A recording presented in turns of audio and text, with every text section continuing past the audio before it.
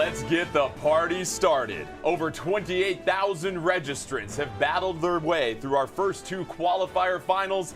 Today we get set for the third qualifier finals of the Super Smash Bros. Ultimate North America Open 2019.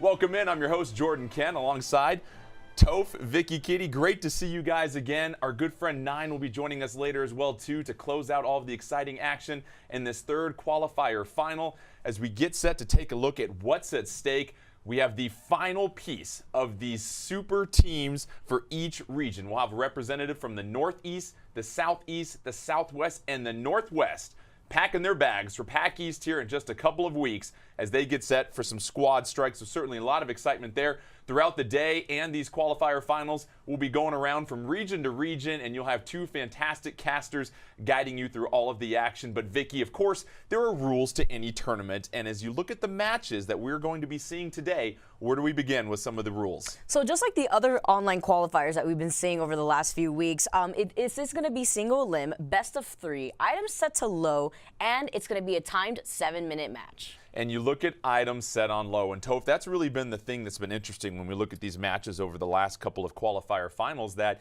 you have to factor that into your strategies, not just 1v1 on a flat stage. How does that impact things? Yeah, I think there's been a lot of instances where the make or break has been control of the items and like being able to get to them, and especially given that some of them are really, really high impact, figuring out how to use those has been kind of the deciding factor in some of these. While the items certainly add some flavor, it still comes down to the core fundamentals. And what we're seeing is the players that have those fundamentals are the ones that tend to be the most victorious. Totally. And I mean, to that point, a lot of the time, the player that's able to get to the items and use them the best, is the player that's knocked the opponent off the stage in the first place without the use of items. So kind of fundamentals and just being able to fight without items usually ends up lending to you being able to control the pace of the items better anyway.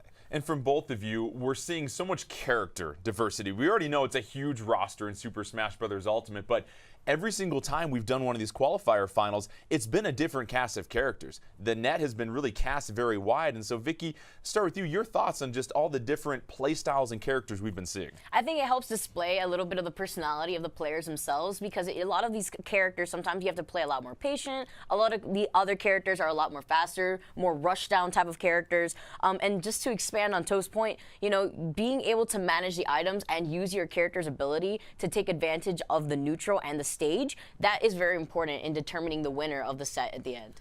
And Toph, as Vicky is saying, it's stage control. It's also understanding your opponent, the character they choose, and where you might have the advantage, or being aware of your disadvantages in a match. Yeah, we saw that a fair bit last time.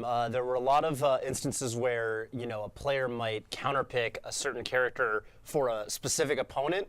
And there were some sets where, these players were kind of rotating back and forth with these various characters they would use, kind of strategically, right? So I'm gonna see if, I'm interested to see if there's any of that today. Both of you have played in tournaments, and you figure 28,000 registrants over the couple of weeks that we've done this. It starts to get pretty pressure-packed as you make your way and you're trying to get one of those final spots in your region. What's going through the mind of these players as they get set here, Vicky? Because there's a lot at stake, as we said, that trip to PAX East to form that last component of these super teams for Squad Strike. I mean, the players have made it this far, so it could get a little nerve-wracking as you get closer to the finish line. But, of course, remaining cool, being confident in what you go for, especially with your item management skills, I think that will be the determining factor for these players a lot of the times on whether they feel like they're confident enough to progress through bracket. I mean, we've actually seen a few players come back from previous weekends, making it just as far as they did in bracket last time to try to go for that crown again. Well, if the last two qualifier finals are any indication, we're in for a terrific show today. Let's get started with the Northeast. EE and Coney will be bringing the action from there as we begin our third qualifier finals for the Super Smash Bros. Ultimate North America Open 2019. Good morning, everybody, and welcome to the Super Smash Bros. Ultimate North America Open Online Finals. Once more, this is the final time we're going to be doing this, and we are going to get the Northeast region commentated, of course, by myself, Coney, joined by the incomparable, phenomenal EE. We've got 4 players, the 4 final players from the Northeast, trying to earn their ticket to PAX East. Yeah, you guys might not believe it, but he did not rehearse that once. Right off the top, man, much like a lot of these players who you're going to see, just bringing the action as you see Sumgai and Ek going to probably open us up, and then Terry and DT going to get into it as well, man. DTFaux, really just an impressive lineup that we have yet again across the board. One thing really standing out to me, we're going to get some Incineroar play for this bracket, okay? I know you're, as 2 wrestling enthusiasts, can't wait. Let me tell you something, that's a dream come true. Yeah, it's going to be super exciting. So we've got Incineroar on the table, as well as Zelda, Pichu, and Daisy. Those are the 4 that we're probably going to see, because those are the 4 that these players have been using to sort of progress through the bracket mostly. But did see some Bowser sprinkled in there. Did Bowser see there. Actually, one of them actually played a little bit of Daisy too, so you know what I'm saying? They can kind of match a little bit there, and I'd be interested to see if it actually came down to a ditto. But the main thing I take away from that, Coney, is the fact you got options. Yes, okay, you got options. Course. You know, if you go through a 7-8 round grueling bracket to get to this point to the finals, some people actually in some of the regions, we've seen these names before. So that speaks volumes, right, to the dedication and the grind it takes. It's one thing to do it once, to do it twice, like you're really hungry for that. I respect that. Well, it's incredible because, you know, you have to factor in with the items and with the stock play and with everything going on in these tournaments to be able to defeat 8 rounds before to get to the finals one time, that's an achievement. Twice, that's legendary. And you're going to see some familiar names in some other regions as we go on through the bracket. So you've got the Northeast, the Northwest, Southeast, and the Southwest. I think I got that right. Didn't want to say anything like North, South. Right, you know? like. So you've got 16 players throughout the day. We're going to be bringing you the Northeast, and you've got another pair that's going to be bringing you the rest of the brackets as we go on through. And the major thing that, you know, another big takeaway is we're finally going to have everything set in stone as far as who's going to PAX East and how some of those matchups might start to look out. You know what I'm saying? Yeah. Because you got to imagine, like, you have the winners from every week, you know, finally going to be able to duke it out on one big stage. That's really exciting, right? Yeah. Because you kind of want to, you know, see the takeaway, who is the best of the best out of everybody who's been able to qualify. And we're going to get those answers very shortly. It's going to be very thrilling to see sort of these players that may not have gone to these large events before getting that opportunity to shine on the big stage. That's what I'm super excited for. At PAX East, you're going to see so many new players, so much young blood, hungry talent trying to make their name known. That's one of the reasons I was so excited for this event, because I said, oh, online, that means it's accessible to everybody, right? And you just kind of see those new stars rising and just kind of create those familiar names. So even going down the line, you're like, oh, man, I really recognize that guy. Oh, he won that online qualifier for Nintendo. That's kind of a big deal, you know what I'm saying? But the first big deal of the day about to take place, some guy taking on Ek. Going to see a Pichu versus Zelda encounter on Battlefield.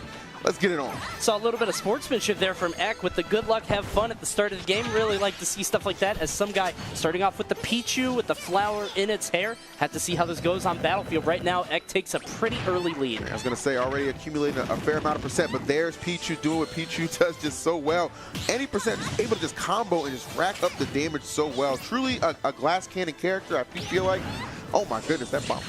Yeah, that was so unfortunate. The bomb just coming him right as he started charging the forward smash. Luckily, though, Zelda's forward smash is a multi-hit, so it seemed like she was able to get out of it pretty quickly, as opposed to, you know, one giant hit that would pop off. Ooh, okay. So we know what Pichu is really capable of doing. He can really control a lot of space. He's got that good speed, and I love the fact he's got that small frame as well. Can really make it hard to necessarily be a target at times, as you see just the clear-cut destruction, that first stock being removed very aggressively. Some guy on some kind of rampage. Yeah, great stuff there, but he is going to get the Dragoon piece knocked out of him. Have to keep in mind, once the Dragoon pieces start spawning, they don't stop until somebody assembles it. Absolutely. And Ek is going to try to make that happen. Looks like some guy, though, using Pichu's sort of oppressive aerials to his advantage, gets the second piece of the Dragoon, and now we're going to see a bit of a fight for that dominance over the item. Yeah, and we've seen time and time again through, you know, the last 2 weeks of competition, when we've been here, that Dragoon, that is a game changer, okay? Yes. It can either cause a 3-stock, right, or it can make a 3-stock comeback. There's so many different ways it can go, as finally Ek able to remove that stock. Excellent down smash there. Looks like some guy going right for the Dragoon piece. Very wise by him. When you lose your stock and when you get knocked out, basically the Dragoon piece pops out of you, and you have to go get it. Yeah, absolutely. Open for anybody. So right now, 2 stocks each. Both these guys sort of fighting it off. That Dragoon piece sort of flying off the level from Zelda's jab. Kind of surprised by that, but the Smash Ball makes its appearance known. And we saw this in past weeks where Pichu does have a lot of difficulty breaking that, but that forward tilt's going to do it. And actually at the right time, but the last second dodge going to force the whip of the Volt Tackle. And I can assure you, Coney, that would have been the stock lost for Ek. No so question. Actually catching a little bit of a break. Some guy, I mean, this has been about 70% his match, but Ek just kind of hanging around, making it so difficult. A poor choice, though, on that roll, that forward smash, covering so much ground and going to keep some guy in the lead.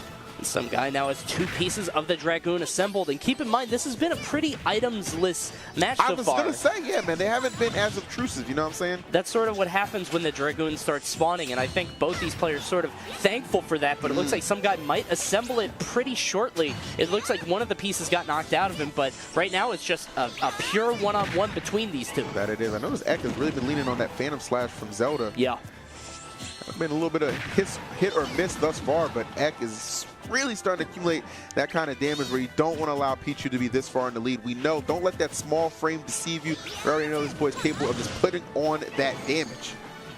And now Ek trying to find a way to take off the stock, but it can be difficult with Zelda just because, those forward aerial, back aerial, up aerial, those are super hard to hit on Pichu just because Pichu is such a small target. You saw him get that down smash earlier, but, I mean, he's got to land it again somehow. Pichu making it very difficult. Even just a second ago, he went for an up smash, just kind of whiffed, I think just based off the fact that Pichu is just so tiny. He's tried the up air again, and it's just not going to land. Some guy doing an excellent job of staying evasive, keeping this lead on his side. I think he's trying to knock that Dragoon piece out of some guy, but 2 of them. Wait, this could be it. Oh, no, it fell off the stage. By the wayside. You got to dive for that, man. All right, it's the Super Bowl, okay? You got to dive for that ball, man. You got to jump down and grab it, but he might have another chance here. Oh, don't be fooled. Don't be fooled. You the one on the right is the deceiving one. Oh, no! They catch him off!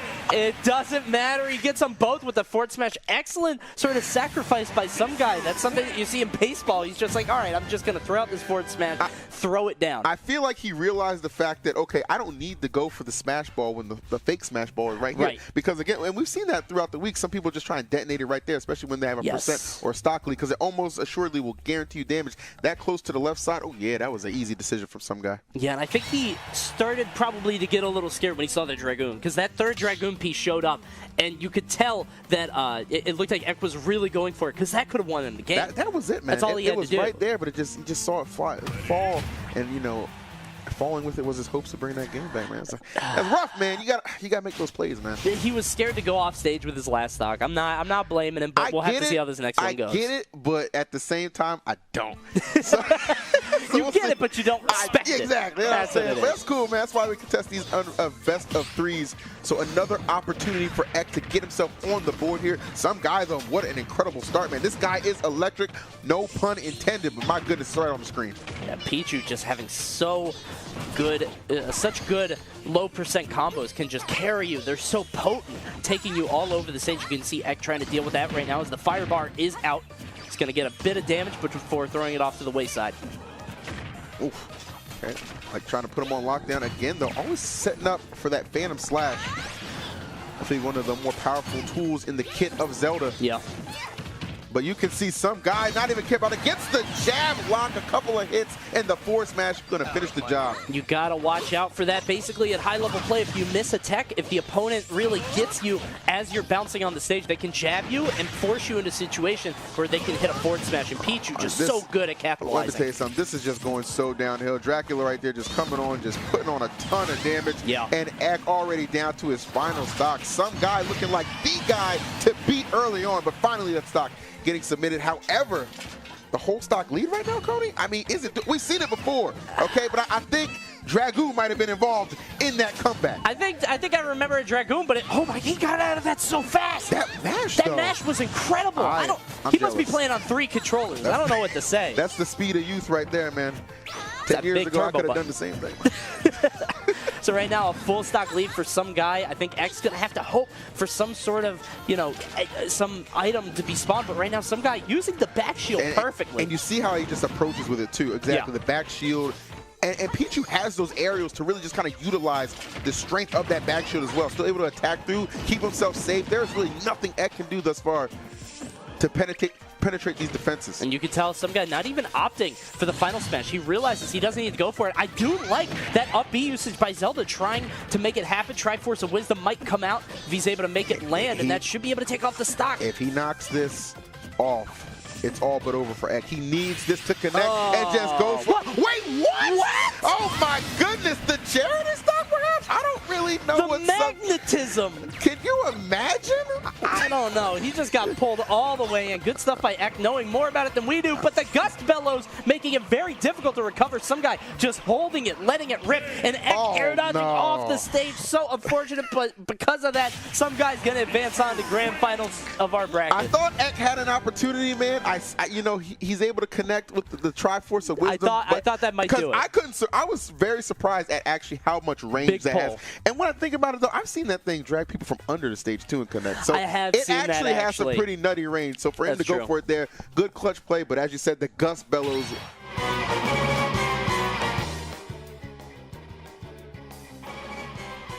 All right, let's go ahead and light the fires and kick the tires, y'all, and get set to send you over to the Southeast, where TK and Senpai will bring you more action in our third qualifier finals here in the Super Smash Bros. Ultimate North America Open 2019.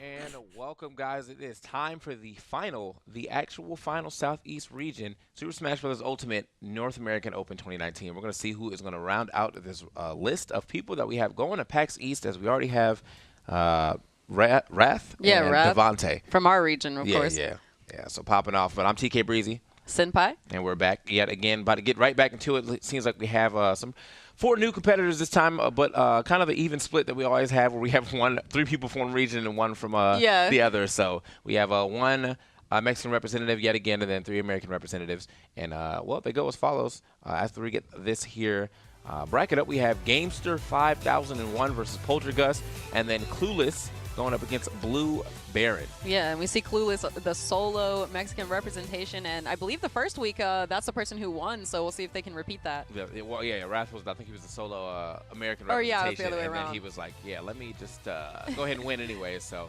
but let's see what happens here. Is Clueless going to be able to make it to grand finals? Get a chance. He has to go over BLUEBARON, and then he has to take out whoever wins between Gamester 5001 and Poltergust, which is actually going to be our first match of the day. Yeah, we see the 2 of them sitting in the arena right now, and we got to watch them warm up a little bit, but we don't know which characters they're maining on. Right. I remember the name Poltergust, and I'm not completely sure if it's the guy that I remember from Brawl days. Oh yeah, you're saying. Yeah, that Poltergust used to play Yoshi. So, but when we were watching him warm up, he wasn't playing Yoshi. He was playing a bunch of other characters. Yeah, actually. I think they were doing some just random hand warmers. So. Yeah. So we're going to see who he ends up playing very soon. And then Gamester 5001, again, another name I'm not super familiar with, so it's nice to see some unfamiliar faces here to see what they bring to the table. Absolutely. It's really good to see people coming out for these Nintendo events to get into the competitive nature of Smash Brothers. Yeah. So I know, again, if this is your first time watching, this is an items tournament, but the items are on low. There's Smash Balls as well, but no Smash meters, so you do have to actually break the Smash Ball. The fake and the real one are on, plus like every other item in the game. Yeah. And the stages that we pick are random. So, I mean, not like super random, but there's no counter picking or anything like that. We just, get into it. You might get Battlefield, you might get Congo Jungle, something like that. Yeah, exactly. Yeah. So, looks like we're getting into it. And it is Poltergust, the Yoshi. So, if that is the actual legend, shout out to the legend for still playing. And he will be going up against Gamester's Lucas. All right, let's see if he has any advantage here. Coming from Brawl, he's clearly been playing Smash Bros. For a really long time. See what Time to go all out. Yeah, exactly. I like the taunt message coming in hot. But I feel like I should have recognized. So Gamester's actual icon off in the regular screen is the icon that's on Lucas's shirt. So I should have been able to guess, but I don't play Earthbound. So well, there you go. Right now, looks like Yoshi plays Earthbound, working this Lucas across the stage, keeping him kind of trapped here on the ledge. Oh, okay, we got the I got the win Bellows, Gust Bellows. So let's see what he does with this. Yeah, as long as Gamester stays from directly in front of Yoshi, he should be fine. But if that man has to recover, his up B can get gimped very easily by that Gust. Yeah, that looks like that's what Polt's trying to do. It's like, let me just push him off stage. Yeah. But it didn't seem to work out just yet. The PK Thunder is going to go ahead and get him right across. We got the first Smash Ball. Oh, okay, trying to do mad damage to it right there with that. Okay, there it is. Gets it. See what Yoshi's going to do with this final smash, though. Yes, the first time seeing people actually trying to actively get the Smash Ball, man. Yeah. Uh-oh. Yoshi not even using it now. He just wants to take the stock and hang on to the smash ball to use for the second stock. Very smart. Okay, all right, yeah, so that up air definitely would have finished off that stock there. But regardless, yeah, as you said, man, he's trying to keep this this smash ball on deck for the next stock. And he's already got him at 119, so he could get the KO here, but why not just try to get it with a smash? Oh, okay. Okay, he said never mind. Yeah, there was feel it. Pokeballs everywhere. He didn't want to have to interact with that. The Stampede coming in. Rest in peace, Lucas. Going to go out. It looks so rude every time. Yeah, it does. And Goldeen is the only Pokemon. Oh, wait, we got Gardevoir as well? Yeah, so he won't be able to throw any eggs as long as Gardevoir is around. Gardevoir just reflects projectiles. Right. So, yeah, so if he ends up throwing like an egg inside of Gardevoir, he'll immediately get hit. But if he throws one out, it's just, okay, good mash. Yeah, I can't believe you made that out. Barely getting out of that at the last second before going into the blast zone. Yeah, I was like, that is a super hard thing to mash out of now. Okay. Ooh, and I like the slant combo. You actually probably wouldn't have been able to connect that on a flat stage, but picking that up there, good stuff. Oh, super Yoshi. Omega Yoshi. Definitely going to need to watch out here, covering so much stage. Oh, man, that Nair almost doing it. Oh, okay. Loses the loses the size just in time. I feel like another hit, regardless of what he was going to hit him with, would have definitely finished him off. I'm surprised he didn't die to that Nair. Right. And right here, still hanging on to that first stock, just barely. Oh, we got assist trophy coming in. Oh, okay, Great that's Fox, it. right? Yep. Yeah. Great Fox can go ahead and chop him up. I thought Polt like he tried to get a little combo in there too. Sneaking into up air, but wasn't able to do it. So, yeah, but Great Fox still out here living. Yeah, and still on his first stock, Lucas gonna, oh my goodness, already at 69% off of that Grey Fox combo. Yeah, that's super damage right there. So, maybe, okay. Okay, so Grey Fox finally is like, you know what, I think I've done enough. Polt's still on all three stocks too, so this is a super huge comeback that needs to be made here. Oh, I like that idea. That, yeah. There we go. He's gonna wait it out, get it the second time. Good step by Gamester to get that first stock finally. Yeah, Polt kind of just threw that one away. I think he could have at least tried a Yoshi bomb down. Yeah. Yeah, because like you can't get out of it with regular momentum, but if you have a move that has momentum like that, it will at least let you hit the ground. So. Right. All right. If Gamester can maybe get that smash ball, possibly make a tiny comeback here. Yeah, that smash ball is like, nah, not you. Yeah, it's very evasive. He's like, okay, I like the down air connection, and he's gonna go right into it. Okay, Polt's just gonna try to, ran right back into it. I was gonna try to edge out Jukes. We out. Yeah, he avoided most of that, yeah. Well, the PK freeze, jump armor. Yoshi's double jump does have that armor on it, so he can take the hit, but it won't take any knockback. Yeah, I actually wasn't sure that was going to work with the freeze properties, but it definitely did. Coming straight up. Oh, but not near the ledge. If he would have went straight up to the ledge, should have been able to grab it, but unfortunately, under the stage, didn't go through it. Yoshi's going to take that first game. Yeah, you can tell that he was trying to get up through the stage itself instead of trying to contest for the ledge with Yoshi standing by it, but unfortunately not going to reach. Yeah. Yeah, so good first game. Polt definitely looking about as Yoshi as I remember him. This is like a really weird Yoshi pose. I've never seen. I was about to say, I like that Yoshi pose. He's kind of killing it. Go ahead, Yoshi. So we got Yoshi. Yoshi Lucas is our first game. That was Polt actually taking that pretty handily. But let's see what games we can do in the second game as we get right back into the action. Seems like these guys were not going to waste any time. Yeah, very smart. No character switches, none of that stuff. We're going to get right back into the action as you see. Yoshi versus Lucas happening a second time. Sometimes you do need to take a minute to think about the game and see what you did wrong, but I think Yoshi just wants to hold on to whatever momentum he has and get right back into it. Yeah, Gamester got some words, man. She said, "You can't stop me this time." It wasn't necessarily true last time, but let's see what happens this time. Yeah, we'll see, man. Yeah, that was a different message, so I'm with this message. This one has a little more oomph on it. All right, so even percentages right now, not looking too bad. Yeah. Quick combo, though, going to go right into Poltergust's favor and trying to get the spike to end it quick. All right. So gets away from that as well. Oh, okay. Assist trophy on deck. Probably not the assist trophy that he wanted, though. Yeah, we're not going to be able to see anything for a quick second. Just a bunch of sounds happening here. Right. This is one of those assist trophies that doesn't really help you or your opponent in any way. Kind of helps Lucas here. Yeah. He's got the lamp on now. They're still scrapping, too. I don't even know where they're at. I would fight, too, man. Just swing. Just throw those attacks out. Oh, man. Just a bunch of dust clouds and PK fires being shown right there. But regardless, back into the match, we got some illumination here so we can actually see what's going on. Right. All right, landing with that Nair, going to get the reverse hitbox on it and trap him on the ledge here. But the grab, very smart from Gamester, taking over the stage control here. Oh, Jukes, yeah. Protecting himself at the last second there, knocking him away from Yoshi. Yeah, definitely thought he was going to try to go up at first. Another smash ball in here. Okay. Ooh. Yeah, get a hit on Lucas and take the smash ball right into a back air, and he can hold on to that smash ball for stock too. Yeah, that's the good thing about Yoshi. That aerial drift, man. It's such great aerial momentum. He's able to follow you like pretty much anywhere you end up going. Right. All right. If he can line this up, man, that's going to take the stock. Like, Oh, the combo into it. I think he's gone. Absolutely. Off the left side right there, the Stampede coming in hot. He's gone. What a combo. Jab, jab into his final smash. Okay. You got those. True. You got those pulls. True combo. Definitely a true combo.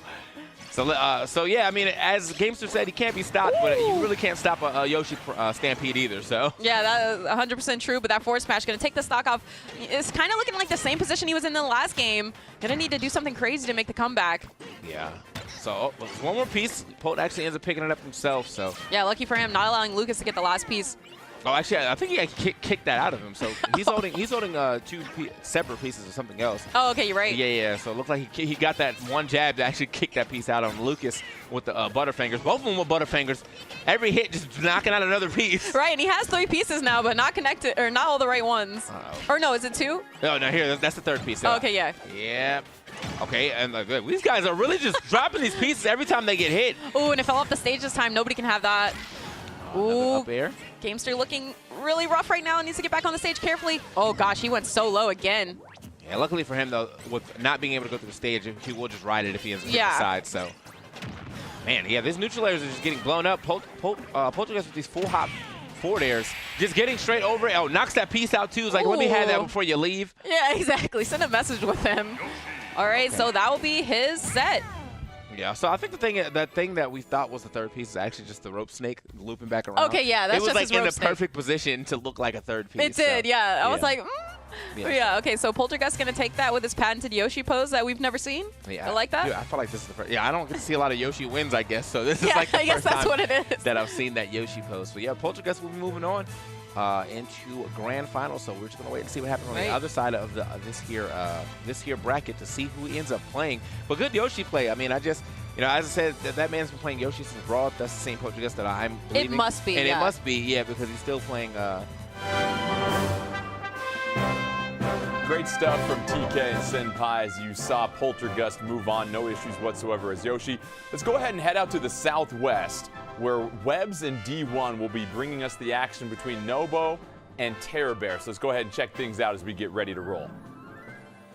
All right, so checking it out over here, we have Nobu versus Tearbear in round 1, and on the other side, ASaladBar versus Zekrom. Now, what makes me really excited is because one of the players here I actually recognize. He used to be an old roommate of mine in Tearbear. I already know he has a lot of skills. Going into Smash Brothers, been playing Smash Brothers for quite some time competitively. So it's going to be really interesting to see how he stacks up against the rest of the guys here, trying to see if they can qualify for the finals at PAX East. So we've got Nobu, who's going to be playing, I believe, Mega Man, interestingly enough. So Nobu's going to be rocking the Mega Man, where Tearbear has a plethora of characters, but we do know him for his Ike. His Ike has gotten him rather far here at the North American Open, and ASaladBar, he also plays Ike as well. You know, Ike is a character who actually started getting more popularity, I'd say, around the beginning of February. You know, there was a player in the Smash Brothers community who has found great success with said character. Actually, not even early February, early January.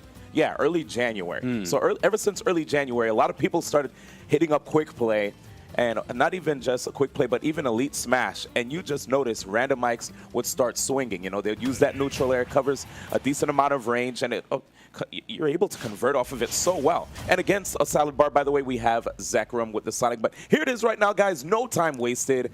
Nobu versus Tearbear starting off on Yoshi's Island. So we're going to see how that Ike, with that Nair coming in like you talked about, is going to deal with this projectile-based Mega Man.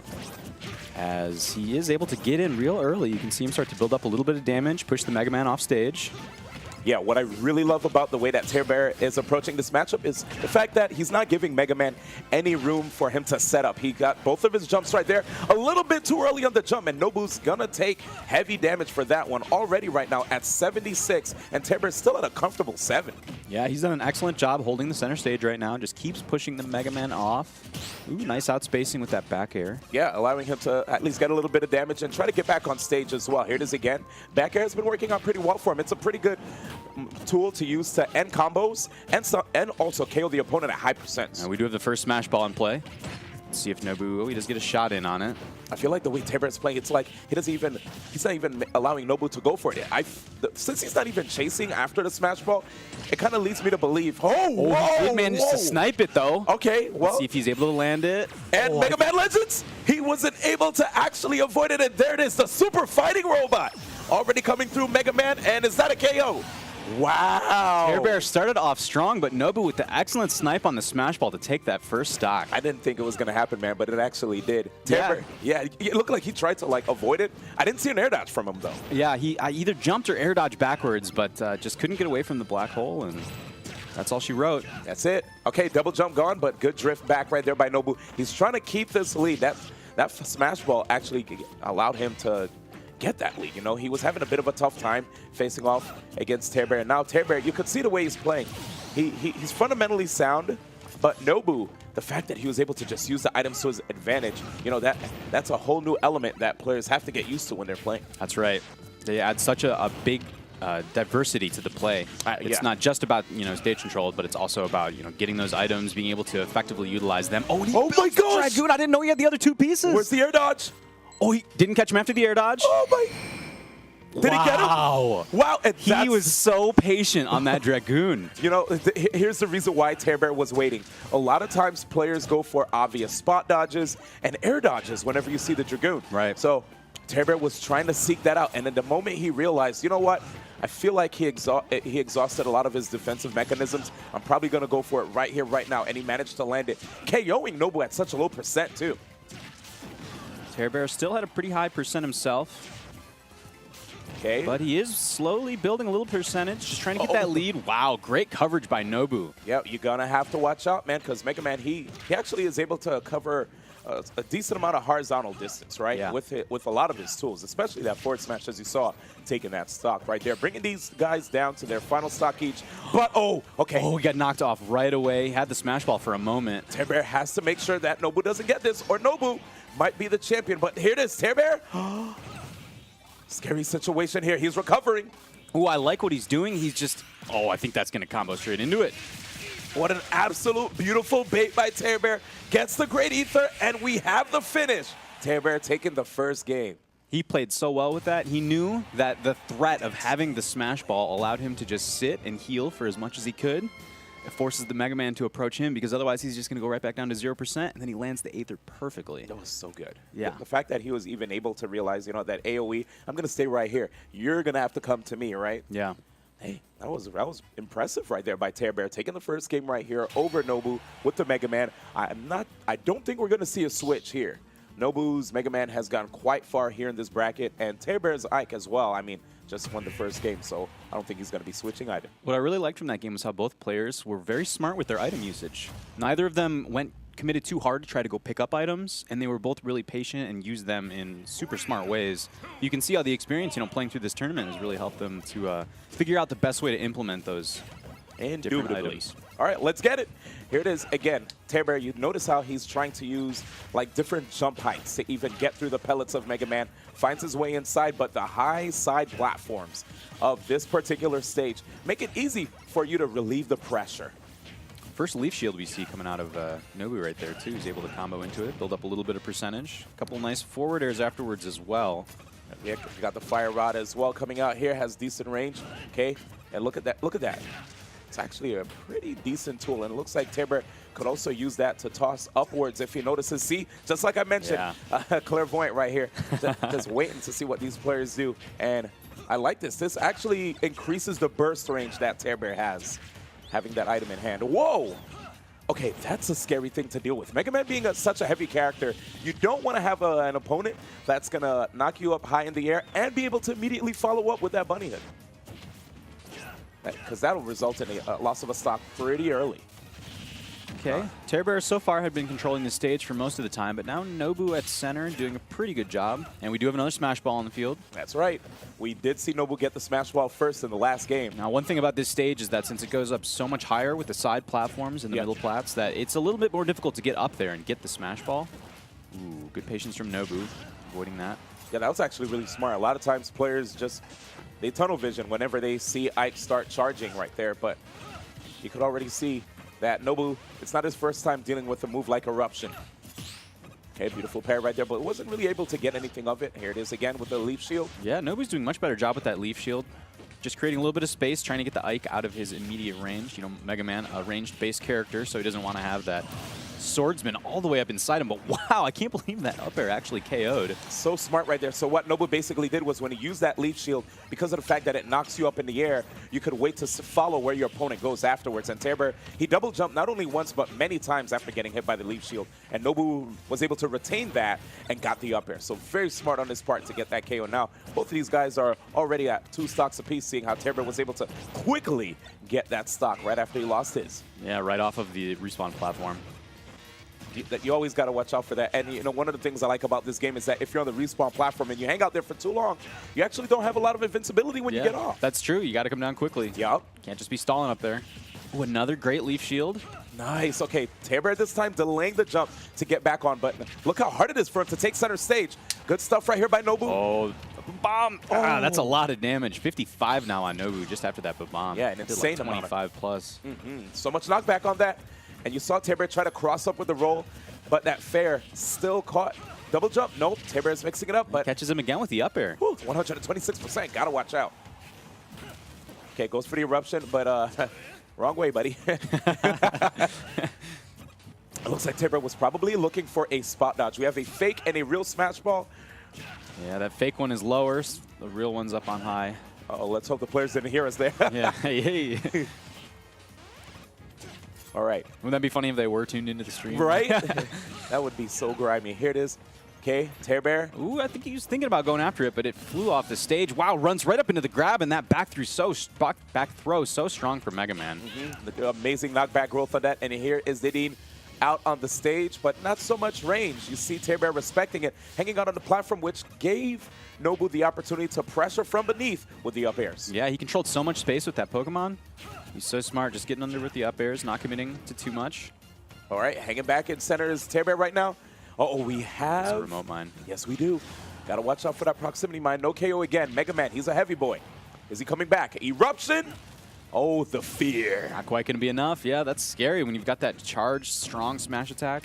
Ooh, he just jumps down and detonates the remote mine. Such a He smart... says, I don't want that here. Exactly. He said, you know, I got that invulnerability.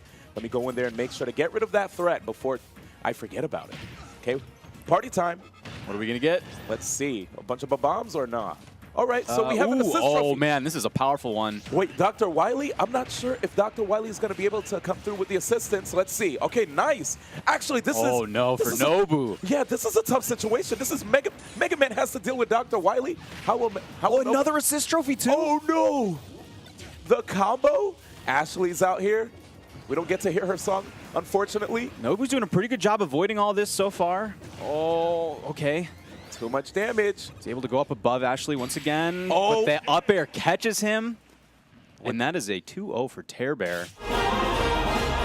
Tearbear using the assistance of Dr. Wily to get the best of Mega Man and advancing in the Southwest. Let's go ahead and check in on the Northwest. Action already in play.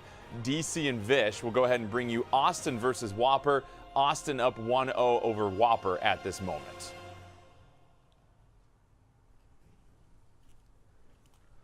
Austin. Man, so many. He got the huge shield break. He got the huge side Bs, which led the KOs. And man. Yeah, and you know, I want to say it looked like he was having the most success with Charizard there. So I wonder if we're going to see him maybe try to get Squirtle out of there. So we didn't see Squirtle put that much work. I think Ivysaur was doing some work, but Charizard was definitely helping him out the most there. So I would love to see him maybe try to get the Charizard as soon as possible. Yeah, the weight of Charizard was helping him stay alive just a little bit longer. Squirtle was getting KO'd right off the bat. Okay, let's see. Okay, goes right into the you're all up washed up, and that is, I think that's your favorite item right there, Vish. Oh, the fake smash ball, and you can see neither of them are going for it. They know. Oh, they know, man. So now it's just a detriment to the stage.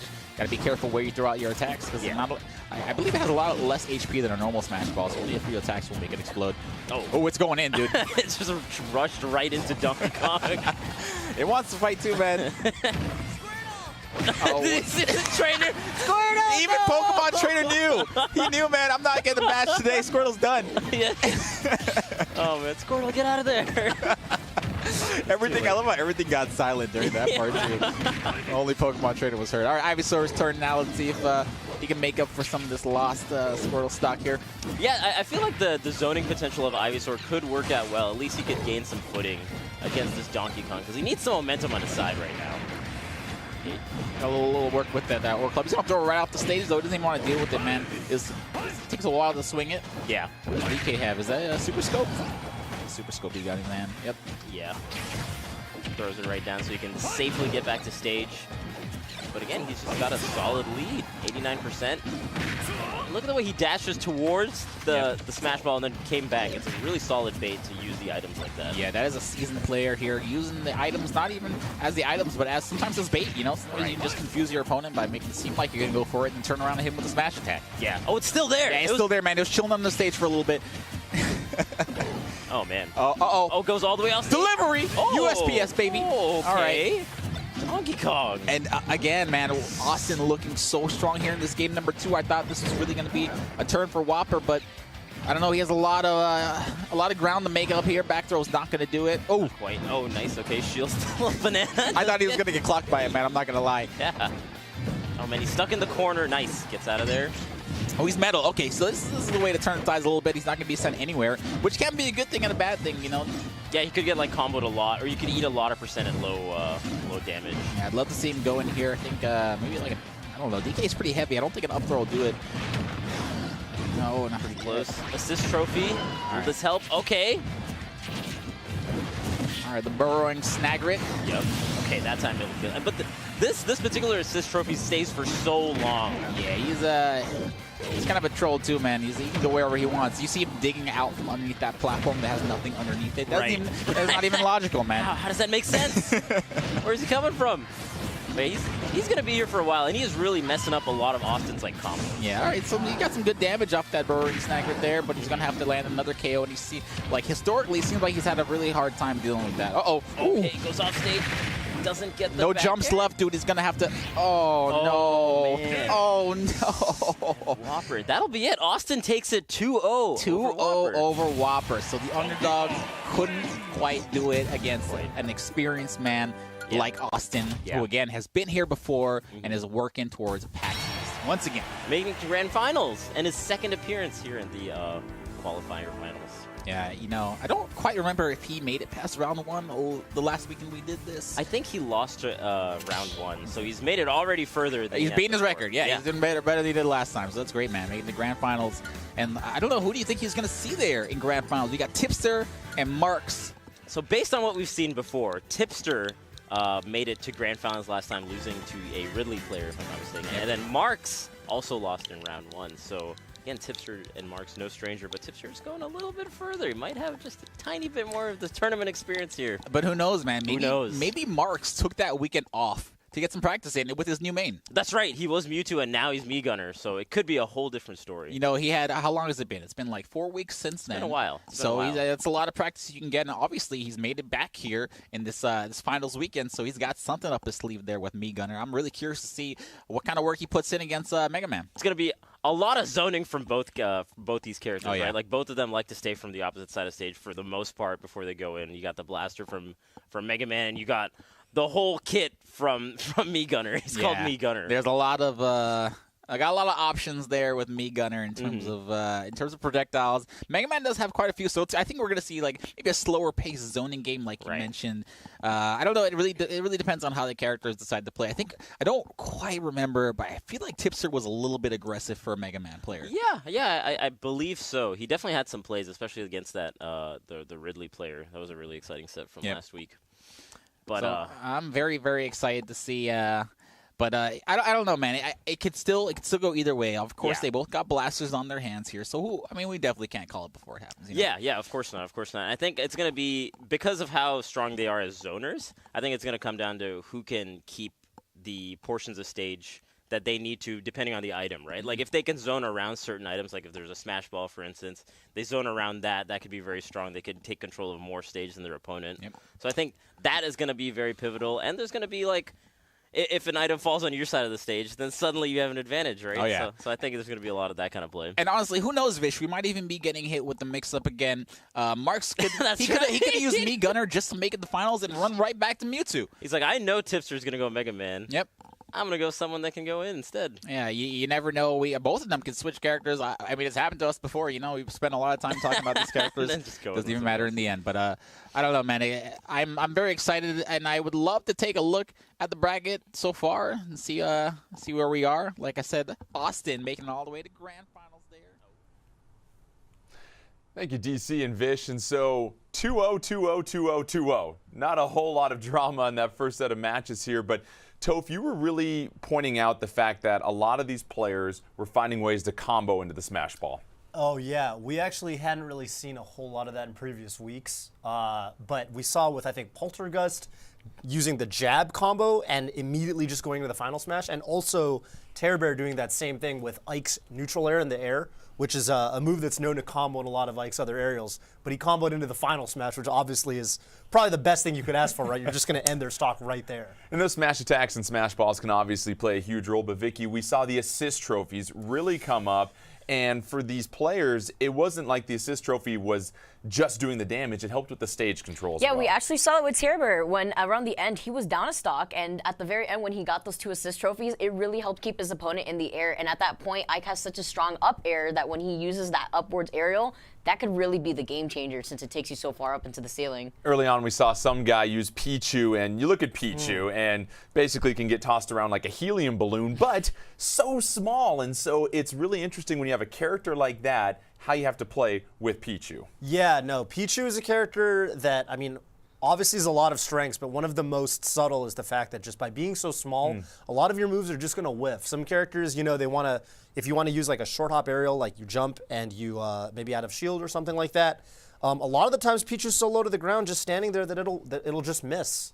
And with Zelda, Vicky, a character where you have to be very accurate with a lot of her attacks. If you really want to specialize with her, you're trying to hit this teeny, tiny little Pokemon right there. And that's one of those cases where sometimes matchups play a huge role in who might have the advantage going into a battle. Yeah, as Toph actually mentioned, you could see a lot of times that Zelda's aerials would whiff above Pichu, and because since Pichu's so low, he was able to low profile around a lot of it. But also with Zelda, when you recover with her, a lot of the times you could see like aggressive recovery back onto the stage, and if you don't ledge cancel it, it could leave you into like a really vulnerable situation. And you were really raving about Poltergust and Yoshi, and what is it about Yoshi that really stands out to you? Because a little bit more atypical than some of the other characters with not really having that third true jump or up B at the end. What is it about Yoshi and Poltergust that made them such a formidable combination? So that heavy armor actually could do a lot of good things for Yoshi, especially when there's assist trophies at play. You could use that heavy armor on the second jump to get out of a lot of situations, like the black hole item. When you use that jump, it could actually put you out of a lot of tricky situations, but also the egg bounce. The egg bounce on some of these stages, like Congo Jungle, it could really help cover a lot of space for you on the stage. And it's so true, Toph, because sometimes these stages can play a huge role in how characters might do. And we saw with a larger character in Austin and Donkey Kong in Pokemon Stadium 2 that the stage didn't really play much of a role, and you have a large character that's able to do well in an items match. Yeah, no, Donkey Kong, I mean, one thing you're always going to have with Donkey Kong is just raw power, right? And I think that, like, just being able to survive hits for longer as well. I mean, we saw, like, the Charizard up throw, which is, like, a really solid, KO move against most of the cast, was not taking the stock at, like, 150%. Which is like, yeah, very rare, obviously. So, a lot of character to move around right there, for sure. We're going to take a quick break, but when we come back, we'll have more from the Super Smash Bros. Ultimate North America Open 2019, our third qualifier finals. We almost have our seats filled for PAX East.